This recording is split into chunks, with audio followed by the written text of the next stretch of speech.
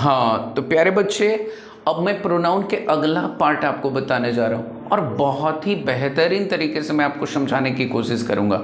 और इसके पहले वाला अगर वीडियो नहीं देखें तो प्लीज़ आप वीडियो देख लीजिएगा। क्यों? क्योंकि जब तक पीछे का वीडियो नहीं देखिएगा तब तक आपको आगे का वीडियो समझ में नहीं आएगा। तो चैप्टर को समझने के लिए पीछे के वीडियो को ज़रूर देखिए। देखिए बाबू, मैंने क्या लिखा है यहाँ पे, इम्फैटिक प्रोनाउन। क्या लिखा बाबू? Emphatic pronoun. फिर से एक बार समझिए, मैंने क्या लिखा? Emphatic pronoun. मैंने यहाँ पे लिखा वैसा प्रोनाउन जो नाउन के बदले में आकर यह दर्शाता है कि कार्य को करने वाला कार्य तो स्वयं कर रहा है और को मिल रहा है। फिर से एक बार समझा बाबू, मैंने क्या लिखा है एम्फैटिक प्रोनाउन में कि वैसा प्रोनाउन जो नाउन के बदले में आकर यह दर्शाता है कि कार्य को करने वाला कार्य तो स्वयं कर रहा है परंतु फल किसी और को मिल रहा है। तो इन द लाइक ऑफ से में जैसे माई सेल्फ हो गया, योर सेल्फ हो गया, इट सेल्फ हो गया, ये सब जो है। अब एक चीज़ मैं समझाने की कोशिश कर रहा हूँ। इसके पहले मैंने आपको समझाया था रिफ्लेक्सिव प्रोनाउन, आपको याद होगा। तो मेरे बच्चे, उसमें जो काम करता है वो स्वयं प्रभावित हो जाता है, लेकिन इम्फैटिक में काम जो करता है वो स्वयं प्रभावित नहीं होता है बल्कि उससे कोई और प्रभावित होता है। और जबकि दोनों को हम सेल्फ प्रोनाउन के नाम से जानते हैं। मैं जस्ट आपको आगे भी बताने जा रहा हूँ, ज़रा समझिए। मैंने क्या लिखा कि बाबू, ऐसे अगर देखने के बाद आप देखते हैं कि माई सेल्फ है, योर सेल्फ है, इट सेल्फ है, तो आपको पता नहीं चलेगा कि रिफ्लेक्सिव प्रोनाउन है या फिर इम्फैटिक प्रोनाउन है। लेकिन जब आप जान जाएंगे कि रिफ्लेक्सिव प्रोनाउन और इम्फैटिक प्रोनाउन में क्या अंतर है तो एग्जामिनेशन में कभी आपको कोई प्रॉब्लम नहीं होगा। और ये सब तो जीरो से एडवांस लेवल आपको मैं सिखाने की कोशिश कर रहा हूँ। जरा देखिए रूल क्या, it is use before verb. मेरे भाई, इम्फैटिक हमेशा वर्ब के पहले यूज किया जाता है, दिमाग में बना के रखिएगा। क्या? इम्फैटिक हमेशा वर्ब के पहले यूज किया जाता है। मैंने कहा आई माई सेल्फ कुक फूड, मैं भोजन स्वयं बनाता हूँ। जरा सा देख लीजिए, मैंने क्या बोला? मैं भोजन स्वयं बनाता हूँ। इससे क्या हुआ? क्या हुआ? What happened in sentence? यानी आप खुद भोजन नहीं बन गए बल्कि आपने भोजन को पकाया, भोजन को बनाया। तो भाई आपने जो काम किया उससे प्रभावित क्या हुआ? भोजन बना। इसलिए इम्फैटिक जो है, काम तो उसमें होता है लेकिन फल किसी और को, I mean कहने का मतलब कि स्वयं प्रभावित नहीं होता है बाबू। इसलिए मैंने क्या बताया कि हमेशा हमेशा वर्ब के पहले यूज किया जाता है, तो वो हमारा इम्फैटिक होता है प्रोनाउन।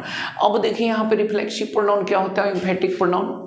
ये दोनों को हम सेल्फ प्रोनाउन के नाम से जानते हैं, इम्फैटिक को और ये बाबू, इम्फैटिक और रिफ्लेक्सिव प्रोनाउन को, दोनों को हम सेल्फ प्रोनाउन के नाम से जानते हैं। और self pronoun never become subject. एक चीज़ ध्यान रखिएगा भैया, कभी कभी आप इस तरीके से बात को कहते हैं कि भाई जो नाउन के बदले में आता है उसको प्रोनाउन कहते हैं, तो मुझे उससे कोई आपत्ति, I have no any objection. लेकिन एक चीज़ मैं आपको बताना चाह रहा हूँ कि नाउन के बदले में जो आता है उसको प्रोनाउन कहते हैं, कोई प्रॉब्लम नहीं है। लेकिन ज़रूरी नहीं है कि वो अगर ऑब्जेक्ट बनने का काम कर रहा है तो सब्जेक्ट भी ना, और सब्जेक्ट बनने का काम कर रहा है तो ऑब्जेक्ट भी बन। बाबू, हर चीज का एक कंडीशन होता है। ग्रामर क्या होता है? अकॉर्डिंग टू इन्वायरमेंट, और जिस तरह का इन्वायरमेंट क्रिएट किया जाता है उसी के अनुसार हम रूल उस पर इम्पोज करते हैं, रूल उस पर थोपते हैं, रूल उस पर अप्लाई करते हैं। तो यहाँ पे मैंने क्या बताया कि self pronoun never become subject, यानी सेल्फ प्रोनाउन जो है कभी सब्जेक्ट नहीं बनता है। याद रखिएगा, इससे भी प्रॉब्लम देता है बाबू। आगे लिखा हुआ है इंट्रोगेटिव प्रोनाउन। मैं ओवरऑल मैं समझा दूं, वैसा प्रोनाउन, इम्फैटिक प्रोनाउन के बारे में मैं एक बार चर्चा कर दूं।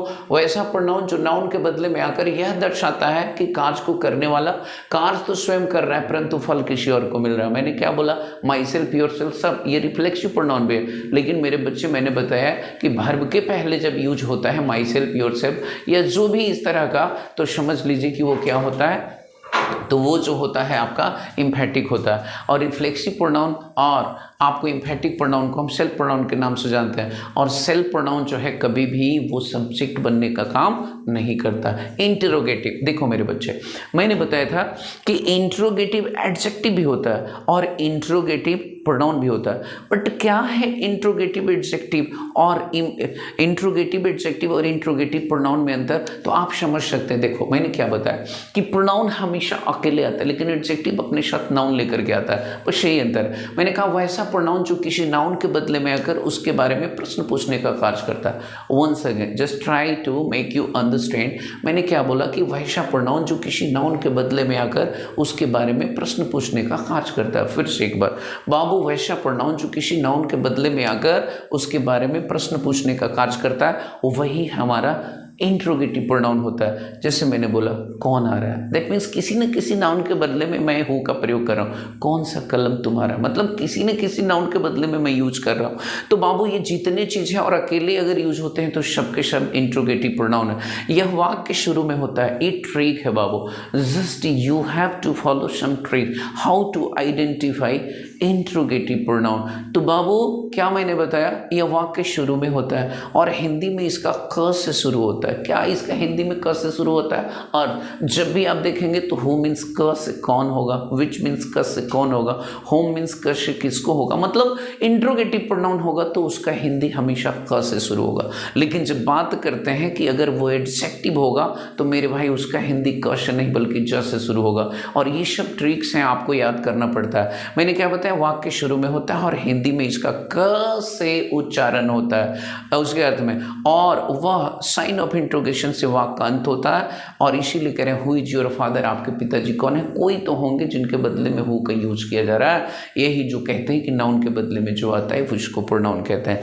अब यहाँ पर रिलेटिव की बात कर रहे हैं। तो बच्चा आप एक बात समझ लिए, इंट्रोगेटिव में मैंने बता दिया वैसा प्रोनाउन जो किसी नाउन के बदले में आकर उसके बारे में प्रश्न पूछने का कार्य करता है। और मैंने बताया कि इंट्रोगेटिव प्रोनाउन हमेशा अकेले आता है, बल्कि इंट्रोगेटिव एडजेक्टिव हमेशा अपने साथ नाउन लेकर के आता है। उसका हिंदी ज से शुरू होता है, इंट्रोगेटिव प्रोनाउन का हिंदी क से शुरू होता है। और मैंने क्या बताया कि बाबू ये वाक्य शुरू में होता है, ध्यान रखिएगा, वाक्य शुरू में होता है और वाक्य अंत में साइन ऑफ इंट्रोगेशन होता है और इसका हिंदी क से शुरू होता है। अब उसके बाद मैंने लिखा रिलेटिव प्रोनाउन। तो रिलेटिव प्रोनाउन क्या होता है मेरे बच्चे, जैसे मैंने बोला यह नाउन के बदले में आकर किसी का रिलेशन बताने का काम करता है। नाउन के बदले में आकर किसी का रिलेशन बतलाने का काम करता है, लेकिन अर्थात यह वाक्य दो भागों को जोड़ता है, इसलिए प्रोनाउन के साथ साथ कंजंक्शन का भी काम करता है। मैंने बताया था कंजंक्शन होता क्या, कंजंक्शन का मतलब ही होता है, फिर से एक बार मैं दोहरा दूं, कंजंक्शन होता क्या, कंजंक्शन केवल जोड़ने का काम करता है, चाहे वो नाउन को जोड़े, चाहे वो फ्रेज को जोड़े, या सेंटेंस को जोड़े, या फिर क्लाउज को जोड़े, या वर्ड को जोड़े, जिसको भी जोड़े, प्रोनाउन को जोड़े, एडजेक्टिव को जोड़ने का काम करता है। In the like of same में जब हम रिलेटिव प्रोनाउन की बात करते हैं तो relative pronoun who, which, that जो होता है वो दो सेंटेंस को जोड़ने का काम करता है, इसीलिए मैं इसको बोलता हूँ क्या भाई, कंजंक्शन भी, यानी रिलेटिव प्रोनाउन बराबर कंजंक्शन आप बोल सकते हैं। ठीक है, अब देखिए हु, हुज और which, home, that, what, etc जो है ये सब क्या है, रिलेटिव कंजंक्शन है। ठीक है, और साथ साथ में रिलेटिव प्रोनाउन कैसे, ये वाक्य के मध्य में रहता है। देखिए एक चीज़ और बता रहे हैं, हु का मैंने प्रयोग जब किया था इंट्रोगेटिव प्रोनाउन के रूप में तो वाक्य शुरू में था, लेकिन मेरे बच्चे जब यहाँ पे मैं यूज कर रहा हूँ तो मैं बता रहा हूँ कि वाक्य शुरू में नहीं रहेगा बल्कि वाक्य मध्य में रहेगा, याद रखिएगा। ठीक है, और इसका अर्थ क्या चीज़ से शुरू होता है, तो जैसे पहले भी मैंने बताया कि जब बाबू ये जोड़ने का काम करेगा यानी प्रोनाउन का काम करेगा, यानी कंजंक्शन का काम करेगा, यानी एडजेक्टिव का काम करेगा, तो उसका हिंदी ज से शुरू होगा। ठीक है, और उसके शब्द के समीप जो रहेगा उसी के लिए प्रयुक्त होगा, माने जिसके पास मतलब हु जहाँ यूज है, हु के पहले जो वर्ड है उसके लिए वो आएगा और भर भी उसके अकॉर्डिंगली चलेगा। आ रही बात समझ में। मैंने बोला इट इज ए बुक, और देखिए विच के पहले क्या है, बुक यहाँ पे है, इट इज ए बुक मैंने बोला एक किताब है, which is useful to read, जो पढ़ने में लाभदायक है। विच के पहले क्या है, बुक, और ये सिंगुलर और इसलिए मैंने सिंगुलर वर्ब का प्रयोग किया। जरा देखिए रिलेटिव प्रोनाउन के पहले एंड नहीं लगता बाबू, बहुत सारा यहाँ पे फॉल्ट होता है, रिलेटिव प्रोनाउन के पहले हम लोग एंड का प्रयोग नहीं करते हैं और बहुत सारे एग्जाम्स में दे देते हैं। मैंने बोला Raja is a good man and who is my friend, तो ये सेंटेंस यहाँ पे गलत है, इसको हटा दीजिएगा, ये सेंटेंस सही हो जाएगा। क्यों, क्योंकि मैंने बताया कि बाबू क्या मैंने बताया कि रिलेटिव प्रोनाउन के पहले एंड नहीं लगता, तो हु भी तो रिलेटिव प्रोनाउन है।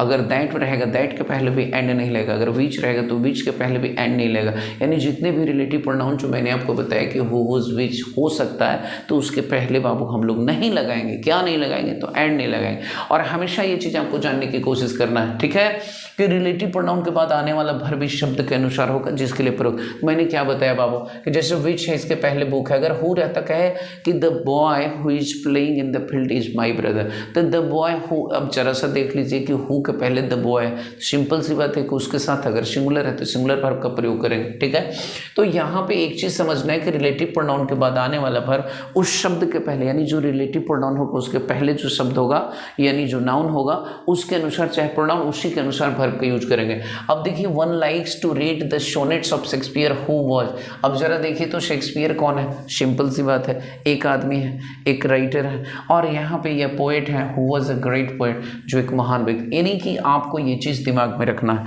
अब आगे चलते हैं तो आपके सामने आता है रेसिप्रोकल प्रोनाउन। बाबू मैं एक एक करके शब्द को बारीकी से समझाने की कोशिश कर रहा हूँ। रेसिप्रोकल प्रोनाउन में क्या होता है कि वैसा प्रोनाउन जो किसी दो या दो से अधिक व्यक्तियों या वस्तुओं के आपस की एक दूसरे की बातों को बताता है। जैसे इसमें दो शब्द होते हैं ईच अदर, वन अनदर। बाबू ईच अदर का प्रयोग दो के लिए किया जाता है, वन अनदर का प्रयोग दो से अधिक के लिए किया जाता है। याद रखिएगा ईच अदर का प्रयोग किसके लिए किया जाता है, ईच अदर का प्रयोग दो के लिए किया जाता है, वन अनदर का प्रयोग दो से अधिक के लिए किया जाता है। मैंने बोला you and I help each other, देख लीजिए यू है और उसके बाद आई है, मैंने आप और मैं एक दूसरे को, दैट मीन्स ईच अदर का मैंने प्रयोग किया।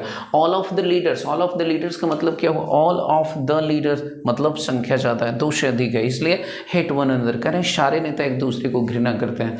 ठीक है ना, तो यहाँ पे मैंने क्या यूज किया, वन अनदर। तो आज के बाद दिमाग में रखिएगा रेसिप्रोकल प्रोनाउन, बाबू रेसिप्रोकल प्रोनाउन के अंतर्गत क्या आता है, तो ईच अदर और वन अनदर, दो के लिए ईच अदर और वन अनदर दो से अधिक के लिए। वैसे प्रोनाउन जो किसी दो या दो से अधिक व्यक्तियों वस्तुओं के आपस की एक दूसरे की बातों को बताता है वही।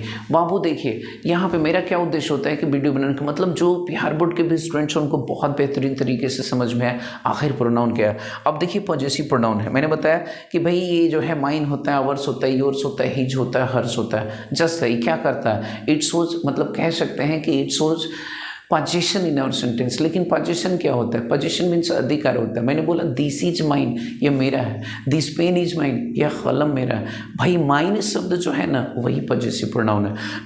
और एक चीज़ पहले भी बताया कि पॉजेसिव प्रोनाउन हमेशा अकेले आता है, लेकिन जब यही पॉजेसिव एडजेक्टिव रहता, अगर माई यूज करते तो this is my pen use करना पड़ता। तो mine, ours, yours, his, hers, ये सब हमारा पॉजेसिव प्रोनाउन है। कहेंगे क्या भाई, दिस कार इज योर्स, ये कार आपका है, योर्स अकेले।